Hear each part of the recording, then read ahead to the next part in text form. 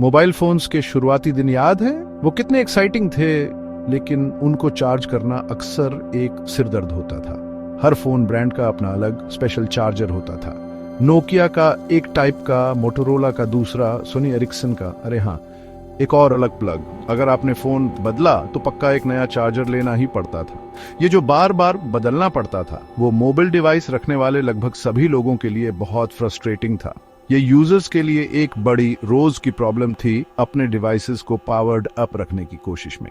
अपने फोन का specific charger खो जाना एक मिनी डिजास्टर जैसा लगता था। जल्दी से रिप्लेसमेंट मिलना हमेशा आसान नहीं होता था।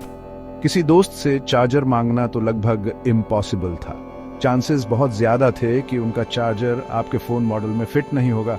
मुझे याद है, मेरा एक ड्रॉवर था, वो पुराने, मिसमैच्ड और ज्यादातर बेकार चार्जर से बिल्कुल भरा पड़ा था। मुझे पक्का यकीन है कि आप में से कई लोगों के पास ऐसा ही कलेक्शन होगा। कितने अलग अलग कनेक्टर शेप्स, साइजेस और वोल्टेज रेटिंग्स थे। ये चार्जर कायोस की सच्ची हालत थी, एक उलझा हुआ जाल। ये सिचुएशन लोगों के लिए सिर्फ एक छोटी मोटी परेशानी नहीं थी, इसने इलेक्ट्रॉनिक वेस्ट का पहाड़ खड़ा कर दिया था। लाखों, शायद करोड़ों बिल्कुल ठीक ठाक चार्जर्स फेंक दिए गए। वो पूरी दुनिया में लैंडफिल्स में पहुंच गए। ये हमारे प्लैनेट के लिए यकीनन बहुत बुरा था। जरा सोचिए उस सारे वेस्टेड प्लास्टिक, मेटल और दूसरे रिसोर्सेज के बारे में। ये सारा वेस्ट सिर्फ इसलिए जमा हुआ क्योंकि फोन कंपनीज चार्जिंग जैसी बेसिक चीज के लिए एक कॉमन स्टैंडर्ड पर एग्री नहीं कर पाई। ये बहुत ज्यादा इनएफिशिएंट और वेरी वेस्टफुल लगता था। ये जो वाइड स्प्रेड इनकम्पैटिबिलिटी थी, उसने कंज्यूमर्स की जेब पर भी सीधा असर डाला। नया फोन खरीदने का मतलब अक्सर ये होता था कि आपको चार्जर अलग से खरीदना पड़ेगा। अगर आपको कार चार्जर चाहिए तो वो आपके फोन के लिए स्पेसिफिक वाला ही होना चाहिए था। इंटरनेशनली ट्रैवल कर रहे हैं तो शायद आपको एक और अडेप्टर या चार्जर की जरूरत पड़ सकती थी। Gap 2S। The costs added up quickly for users. ये साफ हो गया था कि इंडस्ट्री को एक बहुत बेहतर, ज्यादा यूजर फ्रेंडली अप्रोच ढूंढने की जरूरत है। कंज्यूमर्स अपने जरूरी डिवाइसेस को चार्ज करने के लिए सच में एक सिंपलर, ज्यादा यूनिवर्सल सॉल्यूशन डिजर्व करते थे। फोन मैन्युफैक्चरर्स ने आखिरकार इस बढ़ती प्रॉब्लम को पहचानना शुरू किया। यूजर्स अपनी कंप्लेंट्स को लेकर और ज्यादा आवाज उठाने लगे थे। इतने सारे अलग अलग प्रोप्राइटरी चार्जर्स की वजह से जो क्लटर होता था, वो एक मेजर इश्यू था।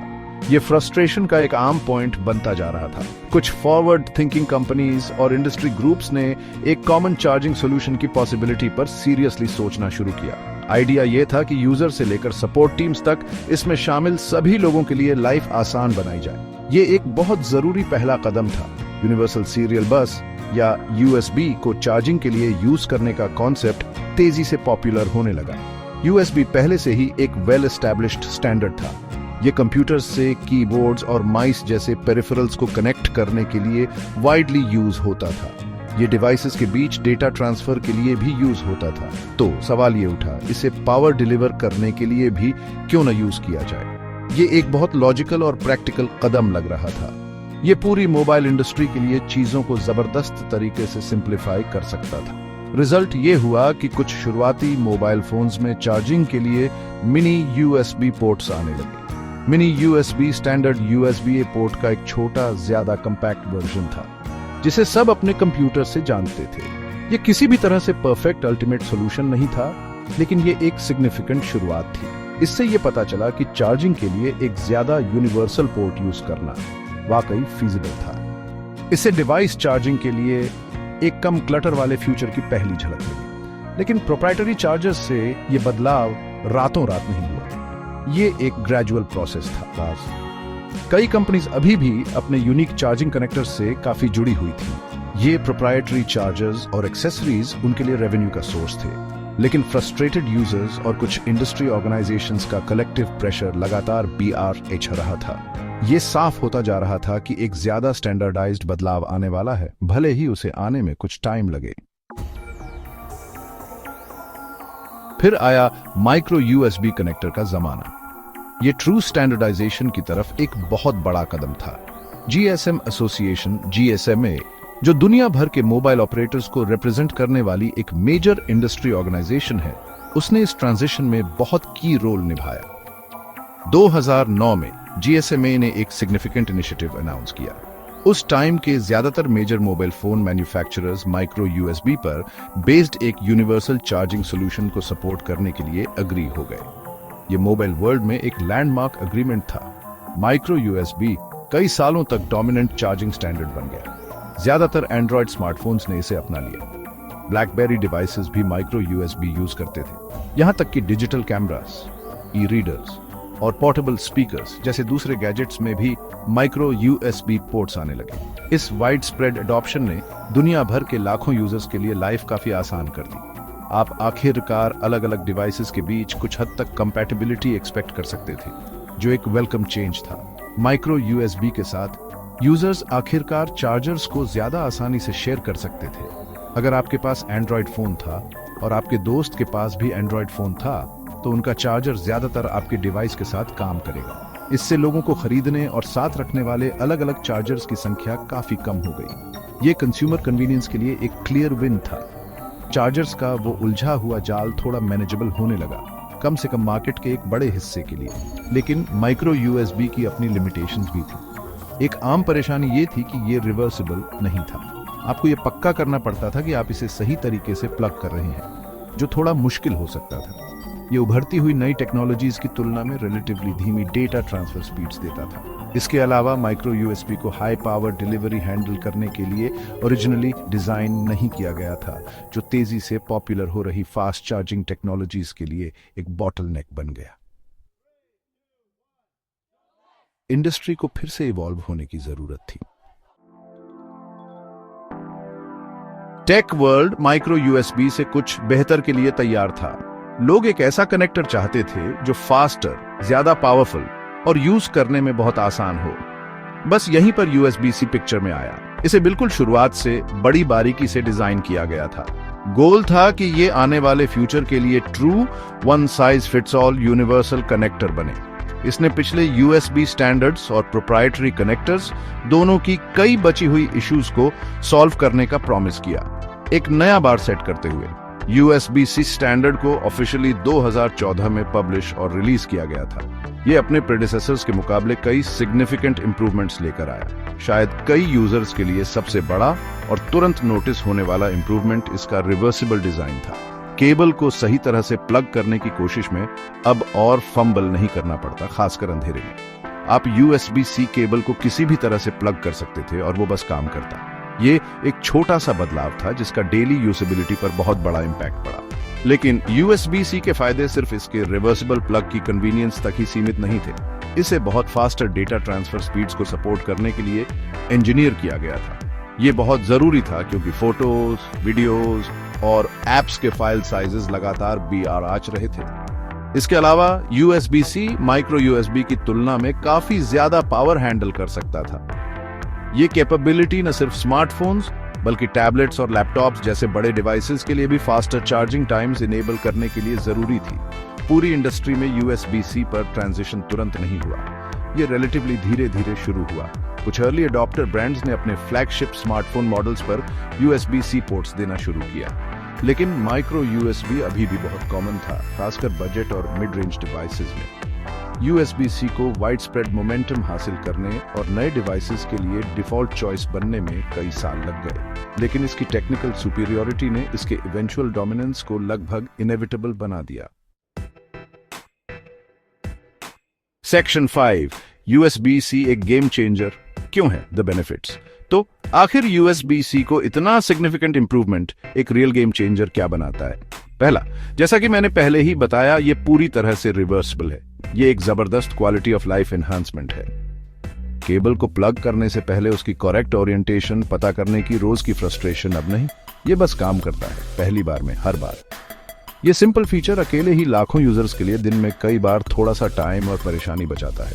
दूसरा, चलिए पावर डिलीवरी की बात करते हैं। यूएसबी-सी, खासकर जब यूएसबी पावर डिलीवरी स्पेसिफिकेशन के साथ कंबाइन किया जाए, तो बहुत ज्यादा वॉटेज की पावर डिलीवर कर सकता है। हम बात कर रहे हैं 100 वॉट्स तक की कैपेबिलिटीज की, और latest USB PD 3.1 extended power range के साथ 240 वॉट्स तक भी। इससे स्मार्टफोन्स, टैबलेट्स और यहां तक कि पावर हंग्री लैपटॉप्स की इनक्रेडिबली फास्ट चार्जिंग हो पाती है। आपके कई डिवाइसेस के लिए एक केबल और एक चार्जर का सपना अब रियलिटी बन गया है। तीसरा है data speed, USB-C connectors, USB 3.1, USB 3.2, और बहुत फास्ट USB 4 सहित कई underlying USB data transfer standards को सपोर्ट कर सकते हैं। इसका मतलब है super quick file transfers. Imagine कीजिए बड़े 4K वीडियो फाइल्स या पूरे फोटो एल्बम्स को सिर्फ कुछ सेकंड्स में ट्रांसफर करना, मिनट्स में नहीं। ये कंटेंट क्रिएटर्स, प्रोफेशनल्स और जो कोई भी रेगुलरली डिवाइसेस के बीच बड़ी मात्रा में डेटा मूव करता है, उनके लिए इंक्रेडिबली बेनिफिशियल है। और चौथा, USB-C की वर्सेटिलिटी अनमैच्ड है। ये सिर्फ आपके डिवाइसेस को चार्ज करने और डेटा ट्रांसफर करने तक ही लिमिटेड नहीं है। USB-C डिस्प्ले पोर्ट या HDMI जैसे ऑल्टरनेट मोड्स का यूज करके वीडियो सिग्नल्स भी कैरी कर सकता है। इसका मतलब है कि आप अपने USB-C वाले फोन या लैपटॉप को सीधे एक एक्सटर्नल मॉनिटर या टीवी से एक सिंगल सिंपल केबल से कनेक्ट कर सकते हैं। गैप 2S ये सच में एक ऑल इन वन पोर्ट है जो कनेक्टिविटी को सिंप्लीफाई करता है और आपको जितने अलग अलग केबल्स की जरूरत होती है उन्हें कम करता है। Section 6, Apple joins the party iPhone 15 और USB-C। बहुत लंबे टाइम तक एप्पल अपने आईफोन्स के लिए अपने प्रोप्राइटरी लाइटनिंग कनेक्टर पर ही टिका रहा। ये डिस्कशन का एक कंसिस्टेंट पॉइंट था और कई यूजर्स के लिए फ्रस्ट्रेशन का भी। हालांकि लाइटनिंग कनेक्टर जब इंट्रोड्यूस हुआ था तब वो एक वेल डिजाइंड और कंपैक्ट पोर्ट था, लेकिन इसका मतलब था कि आईफोन यूजर्स एक अलग इकोसिस्टम में थे। उन्हें दूसरे ज्यादातर मोबाइल डिवाइसेस जो USB स्टैंडर्ड्स की तरफ भी आ चुके थे, उनकी तुलना में अलग केबल्स और एक्सेसरीज की जरूरत पड़ती थी। लेकिन एप्पल की प्रोडक्ट लाइंस में धीरे धीरे चीजें बदलने लगी। कंपनी ने अपने मैकबुक लैपटॉप्स के लिए USB-C अपनाना शुरू किया, फिर USB-C पोर्ट्स उसके iPad Pro मॉडल्स पर और आखिरकार दूसरे iPads पर भी दिखने लगे। इससे साफ पता चला कि एप्पल USB-C स्टैंडर्ड यूज करने के लिए ओपन था और उसके बेनिफिट्स को पहचानता था। कंज्यूमर्स, रेगुलेटर्स और टेक इंडस्ट्री की जनरल डायरेक्शन का प्रेशर उन पर आईफोन्स के लिए भी स्विच करने के लिए भी अच्छा रहा था। फिर 2023 के फॉल में आईफोन 15 सीरीज का हाईली एंटिसिपेटेड लॉन्च हुआ और इसके साथ एप्पल ने आखिरकार वो सिग्निफिकेंट स्विच कर लिया। स्टैंडर्ड आईफोन 15 से लेकर प्रो मैक्स तक आईफोन 15 लाइनअप के सभी मॉडल्स में अब लाइटनिंग की जगह USB-C पोर्ट है। ये यूनिवर्सल चार्जिंग के कॉन्सेप्ट के लिए सच में एक बहुत बड़ा मोमेंट था। स्मार्टफोन मार्केट के मेजर होल्डआउट्स में से एक और एक मैसिव प्लेयर आखिरकार ग्लोबल स्टैंडर्ड के साथ आ गया था। एप्पल का आईफोन पर USB-C अपनाने का ये कदम इनक्रेडिबली सिग्निफिकेंट है। इसका मतलब है कि आज बिकने वाले ज्यादातर नए स्मार्टफोन्स अलग अलग ब्रांड्स और ऑपरेटिंग सिस्टम्स में अब चार्जिंग और डेटा के लिए वही USB-C कनेक्टर यूज करते हैं। ये इसमें शामिल सभी लोगों के लिए, कंज्यूमर्स, एक्सेसरी मैन्युफैक्चरर्स और यहाँ तक कि सॉफ्टवेयर डेवलपर्स के लिए भी चीजों को जबरदस्त तरीके से सिंप्लीफाई करता है। ये एक्सेसरी मेकर्स को भी अपने इनोवेशन और प्रोडक्शन एफर्ट्स को मुख्य रूप से USB-C बेस्ड प्रोडक्ट्स पर फोकस करने के लिए स्ट्रांगली इंकरेज करता है। Section 7, the EU mandate, universal charging के लिए दबाव। गवर्नमेंट्स और रेगुलेटरी बॉडीज ने भी यूनिवर्सल चार्जिंग की तरफ इस शिफ्ट में बहुत सिग्निफिकेंट रोल निभाया है। यूरोपियन यूनियन खास तौर पर कई सालों से एक कॉमन चार्जर सॉल्यूशन के लिए एक्टिवली दबाव बना रहा है। उनकी मेन मोटिवेशंस इलेक्ट्रॉनिक वेस्ट की बढ़ती प्रॉब्लम को कम करना था। वो सभी EU मेंबर स्टेट्स में कंज्यूमर्स के लिए लाइफ को बहुत आसान और कन्वीनियंट बनाना भी चाहते थे, जो अलग अलग चार्जर्स जमा करते करते थक गए थे। 2022 में EU ने एक लैंडमार्क कानून पास किया। ये नया कानून कहता है कि यूरोपियन यूनियन में बेचे जाने वाले इलेक्ट्रॉनिक डिवाइसेस की एक वाइड रेंज, जिसमें सबसे खास तौर पर स्मार्टफोन्स शामिल हैं, उन्हें वायर्ड चार्जिंग के लिए USB-C पोर्ट यूज करना होगा। ये डायरेक्टिव मोबाइल फोन्स के लिए 2024 के एंड तक पूरी तरह से लागू होने वाला है। टैबलेट्स, डिजिटल कैमरास, हेडफोन्स और पोर्टेबल गेम कंसोल्स जैसी दूसरी डिवाइस कैटेगरीज भी इसके बाद आएंगी। ये एक डिसाइसिव कदम था। इस EU डायरेक्टिव ने यकीनन इंडस्ट्री में एक मेजर कैटलिस्ट का काम किया। इसने बहुत हद तक एप्पल के आईफोन 15 सीरीज को USB-C पर स्विच करने के डिसीजन को इन्फ्लुएंस किया होगा। जब उन्होंने ऐसा किया, जो कंपनीज अपने प्रोडक्ट्स को बड़े और लुक्रेटिव यूरोपियन मार्केट में बेचना चाहती है, उन्हें इन रेगुलेशंस का पालन करना होगा। यूरोप के लिए अलग मॉडल्स बनाने या फाइन्स का रिस्क उठाने की संभावना एप्पल और दूसरों के लिए स्टैंडर्ड के साथ अलाइन करने का एक स्ट्रॉन्ग इंसेंटिव था। यूरोपियन यूनियन का गोल इस मैंडेट के साथ बिल्कुल साफ है। उनका एम है कि फेंके गए चार्जर्स और केबल्स से कम वेस्ट जनरेट हो। वो उन लोगों के लिए ज्यादा कन्वीनियंस और कॉस्ट सेविंग्स चाहते हैं जिन्हें अब हर डिवाइस के साथ नया चार्जर नहीं खरीदना पड़ेगा, और ये एक कॉमन ओपन स्टैंडर्ड के आसपास इनोवेशन को भी इनकरेज करता है, बजाय इसके कि कंपनीज प्रोप्राइटरी कनेक्टर्स में इन्वेस्ट करें जो यूजर्स को स्पेसिफिक इकोसिस्टम्स में लॉक कर देते हैं। इसे कंज्यूमर्स और एनवायरनमेंट के लिए एक बड़ी जीत के तौर पर देखा जाता है। सेक्शन 8, ग्लोबल एफर्ट्स चाइना और उससे आगे। यूनिवर्सल चार्जिंग सॉल्यूशंस की तरफ ये स्ट्रॉन्ग पुश सिर्फ यूरोप तक ही सीमित फिनोमेना नहीं है। दुनिया भर के दूसरे देश और रीजन्स भी इस पर ध्यान दे रहे हैं और अपने कदम उठा रहे हैं। उदाहरण के लिए चाइना, जो कंज्यूमर और प्रोड्यूसर दोनों के तौर पर इलेक्ट्रॉनिक्स का एक मैसिव मार्केट है, वो काफी टाइम से अपने खुद के यूनिफाइड चार्जिंग स्टैंडर्ड्स पर एक्टिवली काम कर रहा है। वो अपनी इंडस्ट्री और सिटीजन्स के लिए इसके बेनिफिट्स को पहचानते हैं। चाइना की ministry of industry and information technology या MAIT चार्जिंग पोर्ट्स और रिलेटेड टेक्नोलॉजीज के इंटीग्रेशन को प्रमोट करने के बारे में वोकल रही है। वो स्टैंडर्डाइजेशन के क्लियर एडवांटेजेस देखते हैं, न सिर्फ अपने ह्यूज डोमेस्टिक कंज्यूमर बेस के लिए बल्कि मैन्युफैक्चरिंग को स्ट्रीमलाइन करने और इलेक्ट्रॉनिक डिवाइसेस के अपने ग्लोबल एक्सपोर्ट्स को मजबूत करने के लिए भी। एक कॉमन स्टैंडर्ड डिजाइन, प्रोडक्शन और सपोर्ट को सिंप्लीफाई करता है, जिससे चाइनीज टेक प्रोडक्ट्स इंटरनेशनली ज्यादा कंपेटिटिव बनते हैं। ये इंटरनल पुश बहुत सिग्निफिकेंट है। दुनिया भर के कई दूसरे देश EU और चाइना में हो रहे इन डेवलपमेंट्स को बहुत करीब से देख रहे हैं। ये काफी पॉसिबल है कि उनमें से कुछ आने वाले फ्यूचर में सिमिलर रेगुलेशंस या स्ट्रॉन्ग रिकमेंडेशंस के साथ फॉलो करें। ओवरऑल ट्रेंड अनमिस्टेकेबली कंज्यूमर इलेक्ट्रॉनिक्स की चार्जिंग के लिए एक ग्लोबल स्टैंडर्ड की तरफ है। हमारी इस इंक्रीजिंगली इंटरकनेक्टेड वर्ल्ड में ये बहुत सेंस बनाता है, जहां लोग फ्रीक्वेंटली ट्रैवल करते हैं और डिवाइसेस कई बॉर्डर्स के पार बेचे जाते हैं। ये कलेक्टिव ग्लोबल एफर्ट्स बहुत ज्यादा इंपॉर्टेंट है। ये इंश्योर करने में हेल्प करते हैं कि कॉमन चार्जर होने के टेंजिबल बेनिफिट्स दुनिया भर के कंज्यूमर्स महसूस करें, न कि सिर्फ कुछ सेलेक्ट रीजन्स में। ये एक फ्रैगमेंटेड मार्केट को रोकने में हेल्प करता है, जहां आपको एक कॉन्टिनेंट से दूसरे कॉन्टिनेंट ट्रैवल करने पर अलग अलग चार्जर्स की जरूरत पड़ सकती है। अल्टीमेटली ये मैन्युफैक्चरिंग प्रोसेस को सिंप्लीफाई करता है, प्रोडक्शन कॉस्ट्स कम करता है और उम्मीद है कि सभी के लिए कीमतें थोड़ी कम होंगी।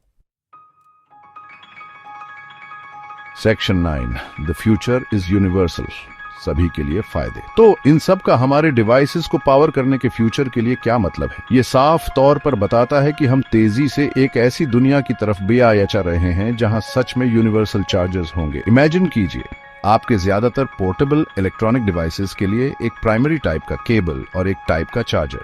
ये सिर्फ एक छोटी मोटी कन्वीनियंस नहीं है, ये इस बात के लिए काफी बड़ी बात है कि हम डेली बेसिस पर अपनी टेक के साथ कैसे इंटरैक्ट करते हैं। सिंप्लीफिकेशन बहुत गहरा है। कंज्यूमर्स के लिए बेनिफिट्स तुरंत ऑब्वियस और बहुत प्रैक्टिकल है। इसका मतलब है काफी ज्यादा कन्वीनियंस। आपको कई अलग अलग चार्जर्स ले जाने से कम क्लटर महसूस होगा। आपको शायद अब अपने फोन, टैबलेट, हेडफोन्स और शायद अपने लैपटॉप के लिए भी अलग चार्जर की जरूरत नहीं पड़ेगी। आप लगभग किसी से भी कहीं भी चार्जर बोरो कर पाएंगे और उसके कंपैटिबल होने के चांसेस बहुत ज्यादा होंगे।